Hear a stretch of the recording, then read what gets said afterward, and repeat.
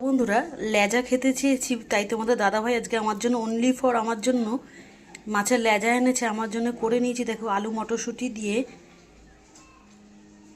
মাছের ঝোল। দেখো, আদা একটু, রসুন একটু, পেঁয়াজ একটু, টমেটো একটু, কাঁচা লঙ্কা একটু, ধনে গুঁড়ো, জিরে গুঁড়ো, একবারে ব্লেন্ডারে ঘুগনি করবো বেলা রাতে রুটি খাওয়ার জন্য। সব মশলা একবারে করে নিয়েছিলাম।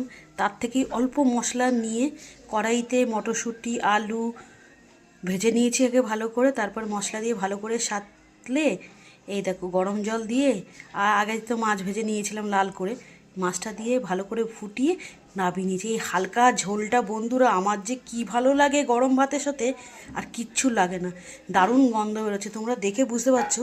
আর কাঁচা লঙ্কা দিয়ে এইভাবে রান্না করলে দারুণ লাগে। তার আগে বলতে ভুলে গেছি, একটা শুকনো লঙ্কা ফোড়ন দিয়েছিলাম, ভীষণ ভালো গন্ধ হয়। কিছুর মধ্যে দিয়ে রান্না করলে শুকনো লঙ্কা ফোড়ন দারুণ হয়। দেখেই বুঝতে পারছো কতটা লোভনীয় হচ্ছে। এইভাবেই আমি হালকা ফুলকা ঝোল রান্না করে খাই। এই ফাল্গুন মাছ পড়বে, এই ফাল্গুন মাছটা জানো তো, ঘরে ঘরে পক্সের সময়, এখন সিজন চেঞ্জ হচ্ছে, ওয়েদার চেঞ্জ হচ্ছে, যত হালকা মশলা দিয়ে খাবার খেতে পারবে ততই ভালো। রাখছি ভিডিওটা এখানে, দেখাবে অন্য কোনো রেসিপি নিয়ে অন্য কোনো ভিডিওতে। ভিডিও রিলেটেড কমেন্ট করো। সম্পূর্ণ ভিডিও দেখার জন্য অসংখ্য ধন্যবাদ।